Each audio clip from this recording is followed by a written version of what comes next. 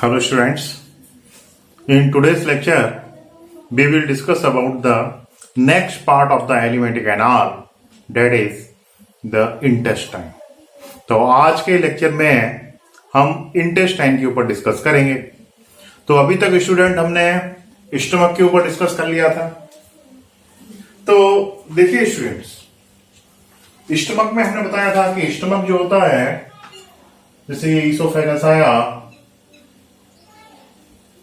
और ईसोफेगस के बाद आपको एक ऐसा जे शेप स्ट्रक्चर दिखाई देगा, दैट इज स्टमक। ये कौन सा पोर्शन है स्टूडेंट? हमारा स्टमक वाला पोर्शन है। इसके ऊपर हमने डिस्कस कर लिया था। हमने देखा था कि स्टमक के अंदर जो है 4 पार्ट होते हैं। कौन कौन से 4 पार्ट होते हैं? देखिए, एक तो गेट यहाँ पे था, ये ईसोफेगस से फूड मटेरियल आ रहा है, यहाँ पे एक गेट था। ये जो गेट यहाँ पे था, जो स्टमक और ईसोफेगस के बीच में था, इस गेट को, गेट मतलब कि बायोलॉजी की लैंग्वेज में स्पिंचर, तो जो स्पिंचर था यहाँ पर, इस स्पिंचर को हमने क्या बोला था? Cardiac sphincter. और इसी तरह का एक गेट आपको यहां पर भी देखने को मिलेगा, और यहां पर जो गेट देखने को मिलेगा ना, तो उसे हम क्या बोलते हैं?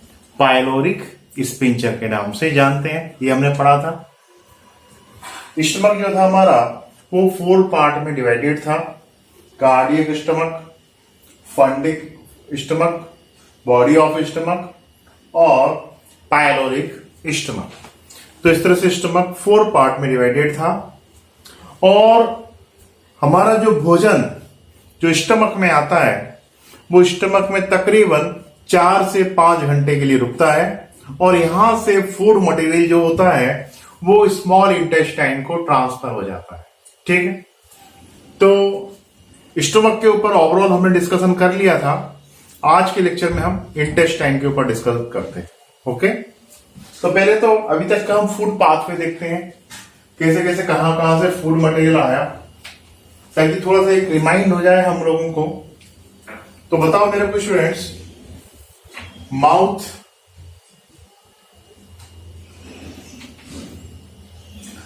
में क्या था?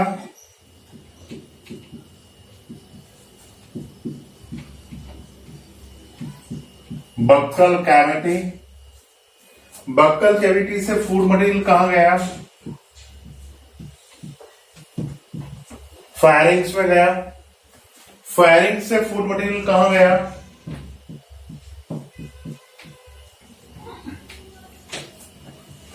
ईसोफेगस में गया। और ईसोफेगस से फूड मटेरियल कहां गया? फूड मटेरियल जाएगा यहां से स्टमक में। स्टमक से फूड मटेरियल जो होता है, ये कहां जाएगा? This food material is going to the, कहां जाएगा स्टूडेंट? ये फूड मटेरियल जाएगा इंटेस्टाइन में। ओके, तो हमें इंटेस्टाइन के बारे में डिस्कस करना है।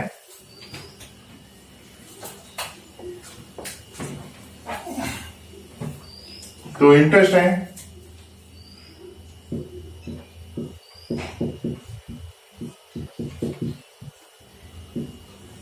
स्टूडेंट, ये जो इंटेस्टाइन होता है ना, ये हमारी एलिमेंट्री कैनाल का मेन साइट होता है, जहां पर डाइजेशन ऑफ फूड मटेरियल देखने को मिलता है। तो mainly digestion of food material कहां देखने को मिलेगा?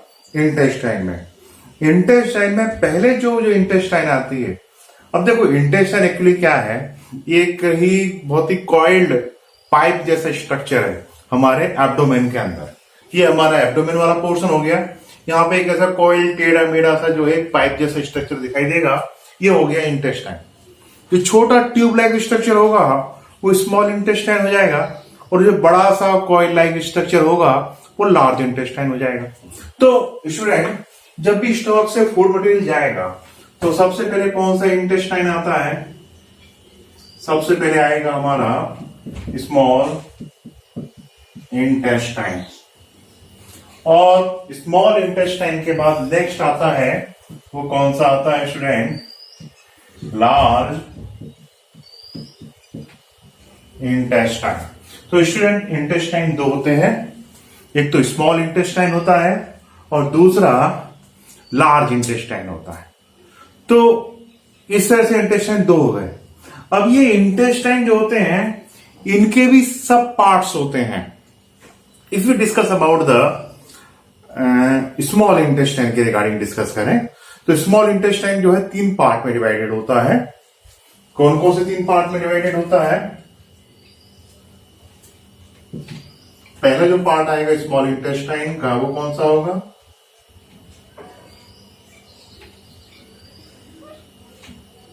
डियोडेनम।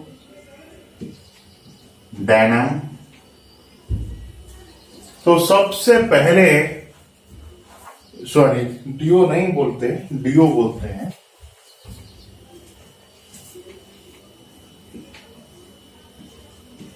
डियोडेनम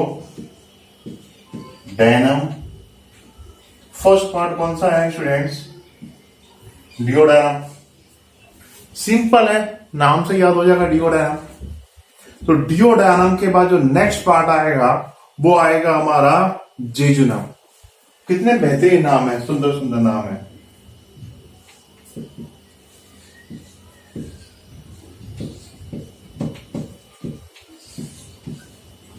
नेक्स्ट पार्ट कौन सा आएगा? जेजुनम। और लास्ट पार्ट जो होता है वो आता है हमारा इलियम।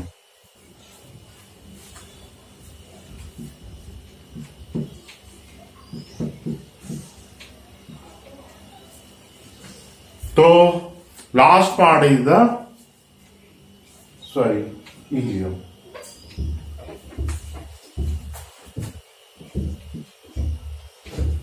ILEUM।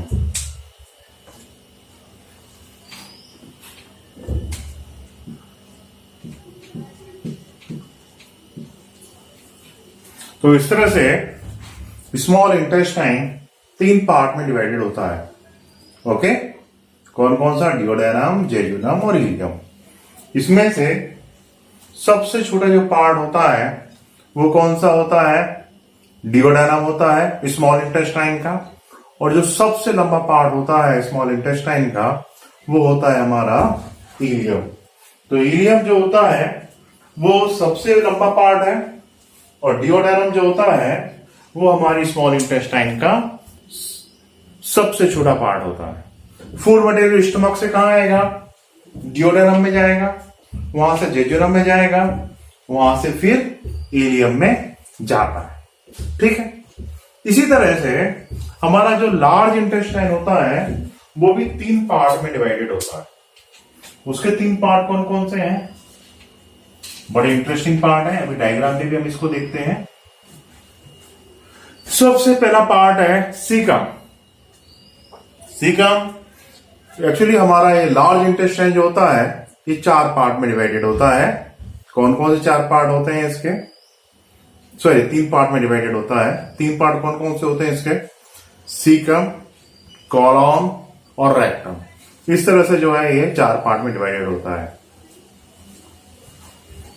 तो सीकम, कॉलम और रेक्टम। तो इस तरह से लार्ज इंटेस्टाइन कितने पार्ट में डिवाइडेड होता है? 3 पार्ट में डिवाइडेड होता है। तो इंटेस्टाइन क्लियर हो गया। हमारी बॉडी में स्टमक के बाद एलिमेंट्री कैनाल का नेक्स्ट पार्ट कौन सा आना है? स्टमक के बाद नेक्स्ट पार्ट कौन सा आएगा एलिमेंट्री कैनाल का? इंटेस्टाइन। इंटेस्टाइन 2 होते हैं, पहला स्मॉल इंटेस्टाइन, दूसरा large intestine. Small intestine differentiate into the 3 part: duodenum, jejunum, ileum, and large intestine also differentiated into the 3 parts: cecum, colon, rectum. Now we will discuss about the small intestine. सबसे पहले हम किसके बारे में बात करेंगे? Small intestine के बारे में बात करेंगे और उसके बाद हम बात करेंगे लार्ज इंटेस्टाइन के बारे में। ठीक है, तो now we discuss about the small intestine.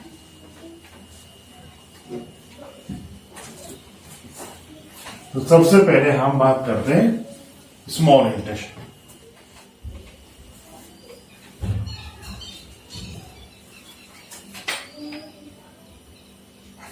देखिए स्टूडेंट्स, ये हमारा स्टमक है,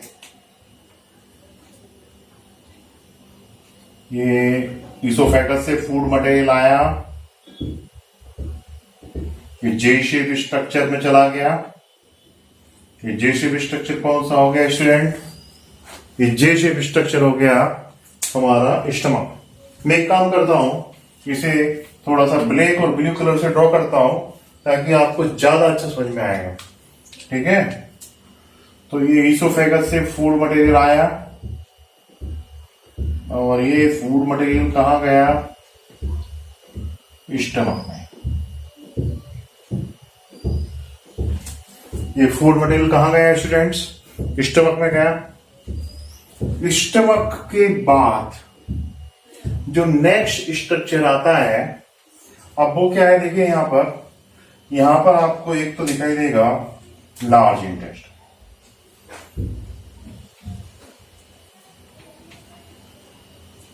ये हमारा कौन सा इंटेस्टाइन है? मैंने पहले लार्ज को ड्रॉ कर लिया है।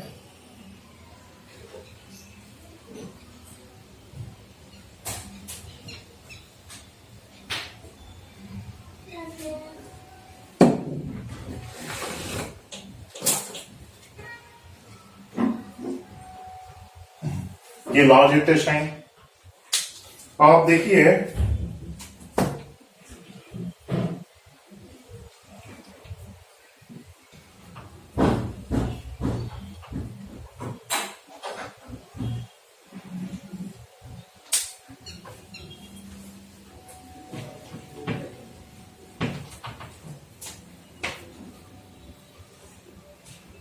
esophagus,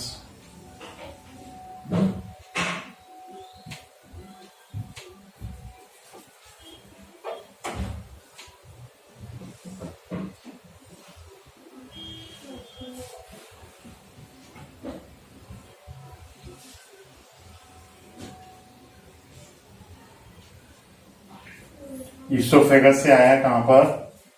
स्टमक में फूड मटेरियल आया। स्टमक से ब्लैक कलर से इंडिकेट कर रहा हूं, जो नेक्स्ट स्ट्रक्चर होगा वो कुछ ऐसा होगा, सी शेप स्ट्रक्चर में होगा। जैसे इंग्लिश का शी अल्फाबेट होता है ना, तो स्टमक से हमारा स्मॉल इंटेस्टाइन चालू हो जाता है। अब आपको पता है कि हमारा स्मॉल इंटेस्टाइन 3 पार्ट में डिफरेंशिएटेड है। So these are the first part of the small intestine, और ये फर्स्ट पार्ट होता है, इसे हम बोलते हैं डियोडेनम। ये क्या होगा? डियोडेनम। इसके बाजू में ही, साइड में ही आपको डाइजेस्टिव ग्लैंड्स दिखाई देंगी। जैसे यहां पर एक डाइजेस्टिव ग्लैंड होती है, this digestive gland is known as liver. Liver के नीचे गॉल ब्लैडर होगा, और यहां से एक बाइल डक्ट निकलेगी। इधर हमारा पैंक्रियाज है छोटा सा, it is second largest gland. और आप देखेंगे जो बाइल डक्ट आ रही है लीवर से, जो बाइल जूस लेके आ रही है, वो पैंक्रियाज की जो डक्ट है उसमें मिल जाएंगे, और ये हमारे ड्यूडेनम में जाके ओपन होंगे। ड्यूडेनम के बाद जो नेक्स्ट स्ट्रक्चर चालू होता है, जिसे मैंने ब्लू कलर से इंडिकेट किया है, ये कंप्लीटली थोड़ा सा वाइडर होता है। ये हमारा जेजुनम। ये कौन सा पोर्शन है? जेजुनम। और जेजुनम के बाद नेक्स्ट पोर्शन जो स्टार्ट होता है, दैट इज इलियम। ये पोर्शन कौन सा है स्टूडेंट्स? इलियम।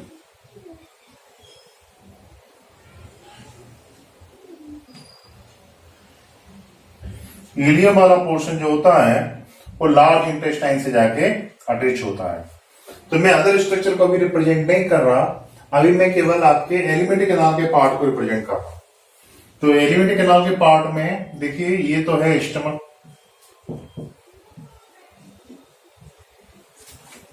स्टमक के बाद आता है स्मॉल इंटेस्टाइन।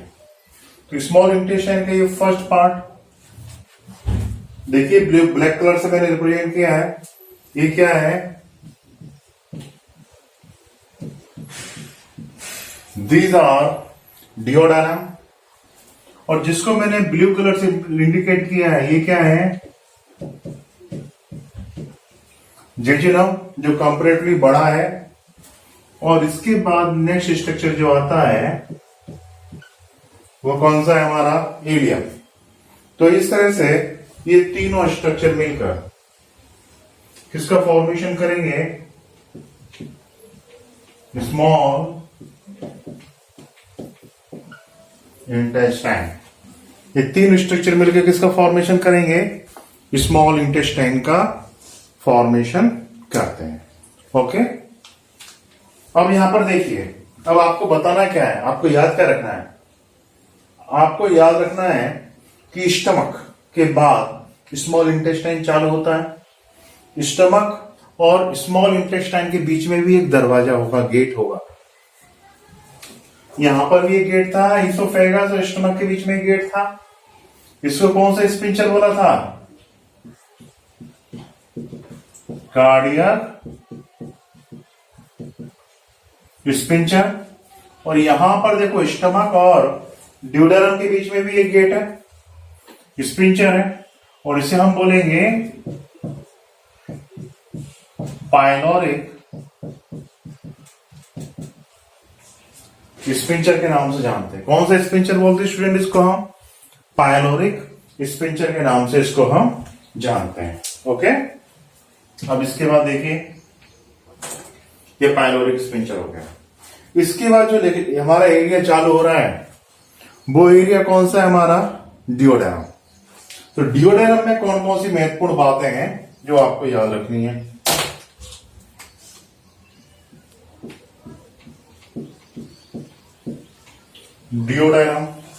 डियोडेनम इज द,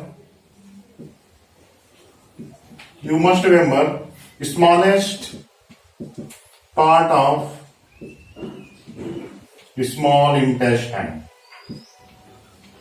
ये हमारी स्मॉल इंटेस्टाइन का सबसे छोटा पार्ट होता है, ये याद रखिए। कई बार नीट एग्जामिनेशन में इसका शेप पूछा है, इसका शेप कैसा होता है? तो यू मस्ट रिमेंबर कि इसका जो शेप होता है वो कैसा होता है? ये शी शेप स्ट्रक्चर होता है। तो it's a very interesting. NEET exam में पूछा जाए कि ह्यूमन में ड्यूडेनम कैसा है, तो यू मस्ट रिमेंबर ह्यूमन में ड्यूडेनम शी शेप्ड होता है, और रिमेनिंग मैमल्स में ड्यूडेनम कैसा होता है? यू शेप्ड होता है। तो आपके पास यदि पुरानी एनसीईआरटी है तो उसमें यू शेप मेंशन किया हुआ है, और जो न्यू एनसीईआरटी पुस्तक है उसमें जो है इसका जो शेप है वो शी शेप इंडिकेट किया हुआ है। तो ये आप देखिए कि किस तरह का है। ठीक है, अब इसके बाद देखो, अब इंटेस्टाइन की वॉल को देखते हैं स्टूडेंट हम। तो इंटेस्टाइन की वॉल में कौन कौन सी ग्लैंड्स देखने को मिलती हैं स्मॉल इंटेस्टाइन में, थोड़ा सा हम उसको डिस्कस कर लेते हैं। ठीक है, तो ड्यूडेनम स्मॉलेस्ट पार्ट, उससे कंपैरेटिवली बड़ा पार्ट कौन सा होता है? हमारा जेजुनम। और हमारी स्मॉल इंटेस्टाइन का सबसे बड़ा पार्ट कौन सा होता है? इलियम। हमारी स्मॉल इंटेस्टाइन का सबसे बड़ा पार्ट कौन सा होता है? इलियम होता है। ठीक है, और इलियम वाला पार्ट जो होता है वो कहां पर जाकर अटैच होता है? लार्ज इंटेस्टाइन से जाकर अटैच होता है। It become clear? ठीक। अब हम बात करते हैं कि इस स्मॉल इंटेस्टाइन में कौन कौन सी ग्लैंड्स देखने को मिलते हैं, उसके ऊपर डिस्कस करते हैं। ये तो क्लियर हो गया होगा।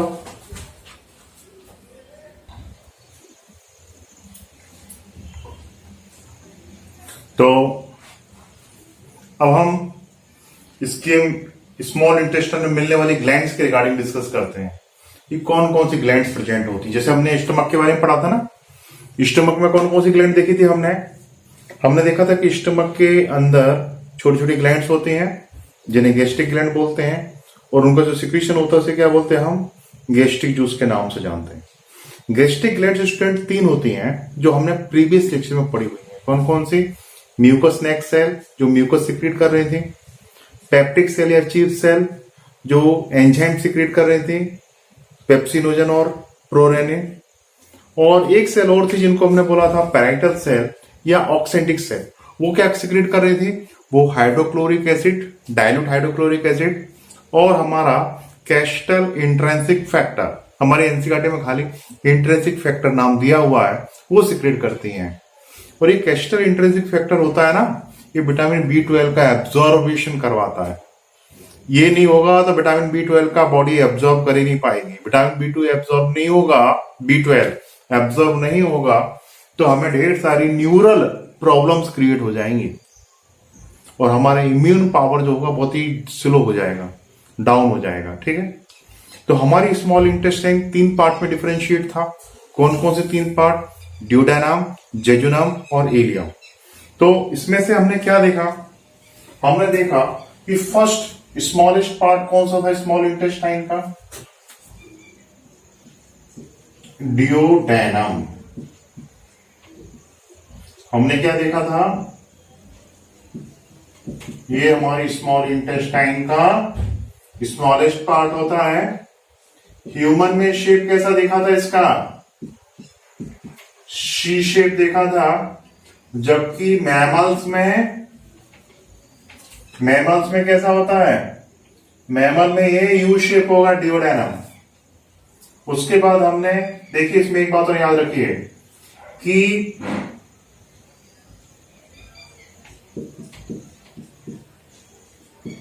हीपेटो पैंक्रियाटिक डक्ट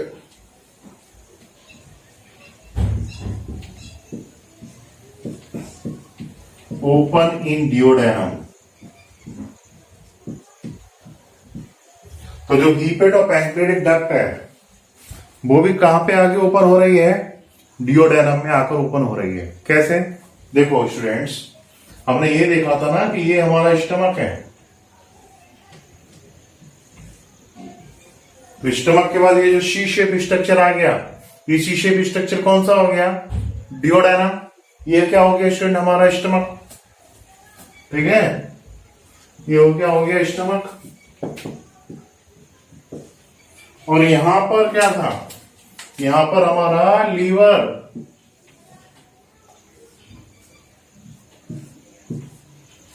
और यहां पर पैंक्रियास। ये ग्लैंड कौन सा है स्टूडेंट्स? पैंक्रियास। और पैंक्रियास जो हो रहा है, दिस पैंक्रियास ओपन एट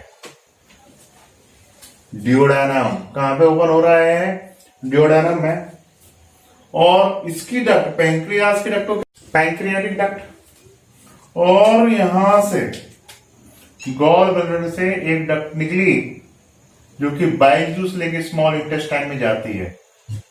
और ये बाइल डक्ट भी पैंक्रियाटिक डक्ट के साथ मिल जाती है। किसके साथ मिल गई ये बाइल डक्ट? पैंक्रियाटिक डक्ट के साथ मिल गई। तो ये क्या था? ये है लीवर। ये क्या है? ये है गॉल ब्लैडर। ये क्या है? ये है हीपेटिक डक्ट। ये क्या है? Gall bladder.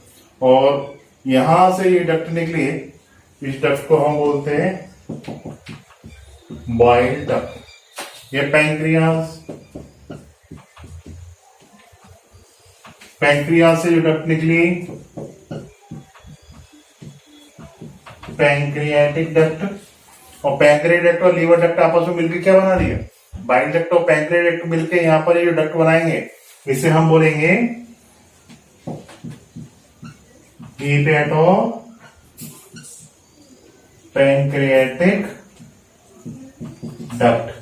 कौन सी डक्ट बोलेंगे इसको? हम हीपेटो पैंक्रियाटिक डक्ट बोलेंगे। और this hepato pancreatic duct open in the small intestine. ये हीपेटो पैंक्रियाटिक डक्ट कहां ओपन होगी? स्मॉल इंटेस्टाइन में, ड्यूडेनम वाले पोर्शन में जाके ओपन हो रही।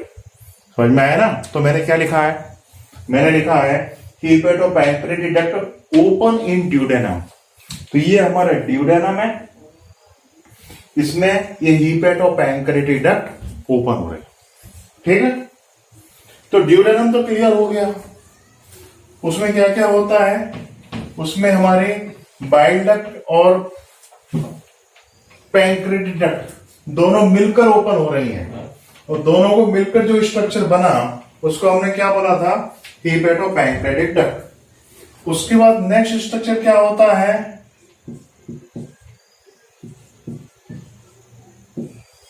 स्मॉल इंटेस्टाइन का नेक्स्ट स्ट्रक्चर कौन सा आता है, जेजुनम। जेजुनम लॉन्ग कॉइल्ड और मिडिल पोर्शन होता है स्मॉल इंटेस्टाइन का। तो these are long coiled middle portion of small intestine. ये यहां पर डाइजेस्टिव जूस धीरे धीरे मिल जाते हैं और यहां से डाइजेशन अच्छी तरह से स्टार्ट हो जाता है होना। इसके बाद आता है next portion of the small intestine. तो ड्यूडेनम के बाद आया जेजुनम, और जेजुनम के बाद नेक्स्ट स्ट्रक्चर क्या आएगा, नेक्स्ट स्ट्रक्चर आएगा ileum. Ileum highly coiled longest portion of the small intestine.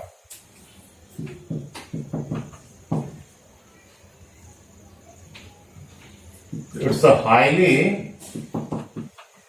coiled and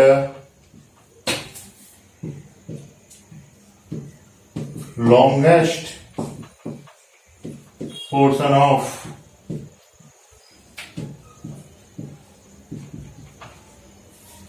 small intestine. ये क्लियर हो गया आपको, 3 पार्ट क्लियर हो गए स्मॉल इंटेस्टाइन के, ड्यूडेनम, जेजुनम और इलियम। ठीक है, अब हम बात कर रहे थे इसमें प्रेजेंट होने वाली डाइजेस्टिव ग्लैंड्स के बारे में। कौन कौन सी ग्लैंड्स यहां प्रेजेंट होती हैं, तो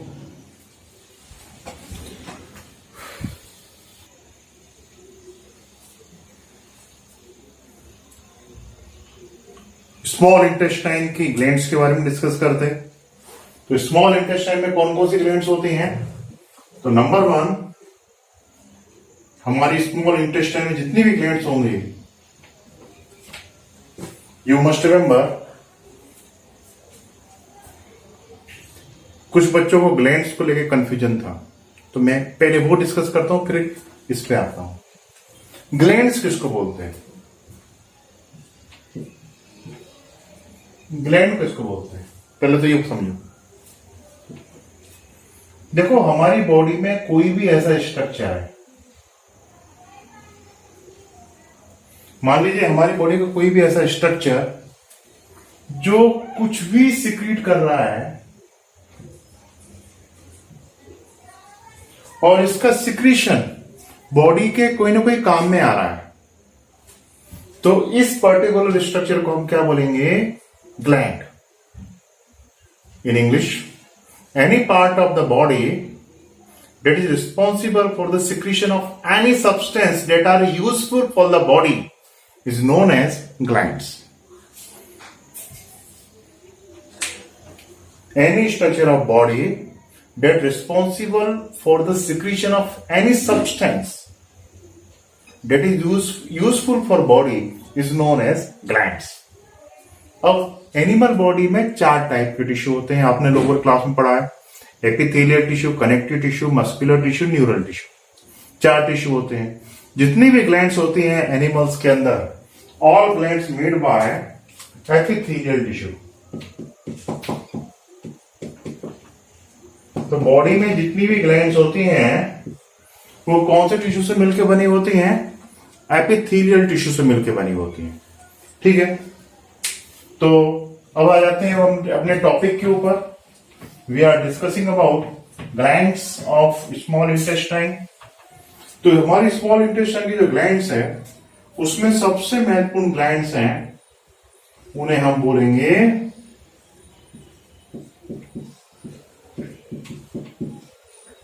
intestinal glands. Alternate name and very important name is that Cripps of Lieberkuhn. Actually Lieberkuhn करके साइंटिस्ट थे, उन्होंने सबसे पहली बार इनकी डिस्कवरी की थी, इसलिए इसको क्रिप्स ऑफ लीवरकून के नाम से जानते हैं।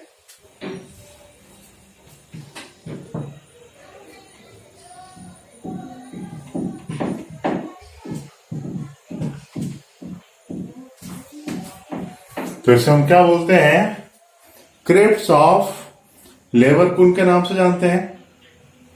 अब ये ग्लैंड्स जो होती हैं, ये हमारी पूरी स्मॉल इंटेस्टाइन में देखने को मिलती हैं। ठीक है, अब ये सिक्रीट क्या करेंगे? These are responsible for the secretion of mucus. ये क्या सिक्रेट करते हैं स्टूडेंट? म्यूकस। म्यूकस के बारे में तो मैंने पहले बता दिया था आपको, इसकी कितनी महिमा होती है म्यूकस की। म्यूकस एक तरह का लुब्रिकेशन करता है हमारी स्मॉल इंटेस्टाइन में। मतलब हमारी इंटेस्टाइन सूखी सूखी होगी तो उसमें फूड मटेरियल अटक जाएगा, पास ही नहीं हो पाएगा। इंटेस्टाइन में यदि मान लीजिए चक्का जाम हो गया, वहां पर जो है मान लीजिए ओवर क्राउडिंग हो गई फूड मटेरियल की, तो हमारा तो स्टमक स्वेल हो जाएगा, हमारा तो पेट जो फूल जाएगा ऐसा। तो फूड मटेरियल रुकना नहीं चाहिए, स्मॉल इंटेस्टाइन मूवमेंट होते रहना चाहिए। ठीक है ना? तो क्राउडिंग नहीं होनी चाहिए फूड मटेरियल की। तो उसके लिए क्या होता है? म्यूकस होता है। तो म्यूकस कौन सिक्रेट करता है हमारी स्मॉल इंटेस्टाइन में? Crypts of Lieberkuhn. अच्छा, स्टमक में म्यूकस कौन सिक्रेट कर रहा था? स्मॉल इंटेस्टाइन में म्यूकस का सिक्रेशन कौन कर रहा है? Intestinal glands, it is also known as crypts of Lieberkuhn. ये म्यूकस सिक्रेट कर रहे हैं। स्टमक में म्यूकस सिक्रेट कर रहे थे म्यूकस नेक्स सेल। कौन कौन सिक्रेट कर रहे थे? Mucus neck cell. तो आपको यहां पर कंफ्यूजन नहीं होना चाहिए। अब इसके बाद एक ग्लैंड और होती है जो हमारी स्मॉल इंटेस्टाइन में देखने को मिलती है, उन्हें हम बोलते हैं पेनेट सेल। ये हमारे इंटेस्टाइन की वॉल में देखने को मिलते हैं और this gland secrete the enzymes, जो हमारी स्मॉल इंटेस्टाइन के डाइजेस्टिव एंजाइम्स है। एक्चुअली स्मॉल इंटेस्टाइन से ये पूरा का पूरा जो मटेरियल निकलता है, इसे हम इंटेस्टाइनल जूस के नाम से जानते हैं या सक्कस एंटेरिकस के नाम से जानते हैं। तो उसमें एंजाइम होते हैं। एंजाइम वो सब्सटेंस होते हैं जो फूड मटेरियल को डाइजेस्ट करते हैं। तो स्मॉल इंटेस्टाइन में एंजाइम का सिक्रीशन कौन कर रहा है? Penal cell. स्टमक में कौन कर रहा था? पेप्टिक सेल या चीफ सेल। और यहां पर एंजाइम का सिक्रीशन कौन कर रहा है? पिनेल सेल जो होते हैं वो एंजाइम का सिक्रीशन करते हैं। अब इसके बाद एक टाइप के सेल और होते हैं जिन्हें हम बोलते हैं अर्जेंटाइफिन सेल्स के नाम से जानते हैं।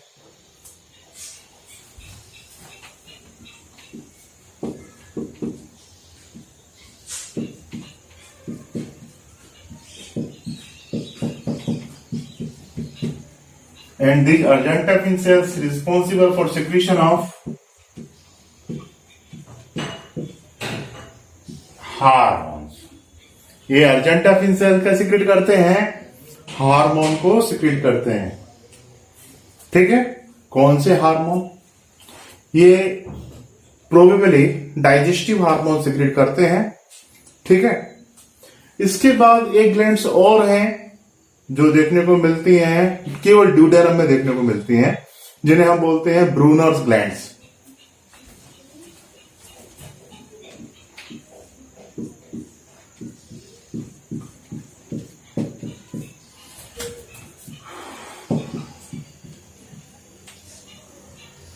So you must remember, present only in duodenum,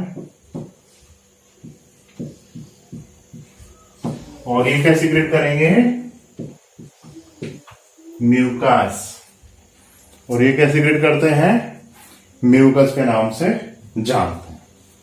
ठीक है, और इसके बाद एक स्पेसिफिक स्ट्रक्चर पूरी स्मॉल इंटेस्टाइन की लाइनिंग में देखने को मिलती है, जिसे हम बोलते हैं पेयर्स पैचेस के नाम से जानते हैं। ठीक है,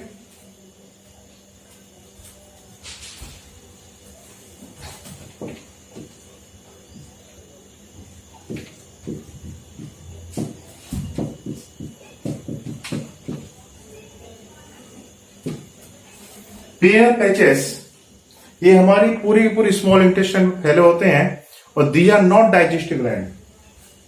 तो ये डाइजेस्टिव ग्लैंड नहीं है, तो नो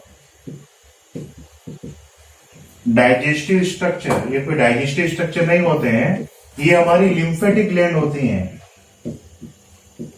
ये कौन से स्ट्रक्चर हैं? तो these are lymphatic structure. Peyer patches कैसे स्ट्रक्चर होते हैं? तो the are not digestive gland, ये हमारे लिम्फेटिक स्ट्रक्चर्स होते हैं। लिम्फेटिक स्ट्रक्चर्स बॉडी में जो भी पैथोजन आते हैं, डिसीज पैदा करने वाले हमारे ऑर्गेनिजम्स आते हैं, उनको खत्म करने का काम करते हैं। यह काम कौन करता है? पेयर पैचेस करते हैं। तो इतने सारे स्ट्रक्चर्स हमारी स्मॉल इंटेस्टाइन में देखने को मिलते हैं। आई होप दैट आपको ये समझ में आया होगा। अब इसके बाद अब हम डिस्कस करेंगे लार्ज इंटेस्टाइन के बारे में। ठीक है, फिर उसके बाद हम डिस्कस करेंगे डाइजेस्टिव ग्लैंड्स के बारे में। It become clear? Thank you student.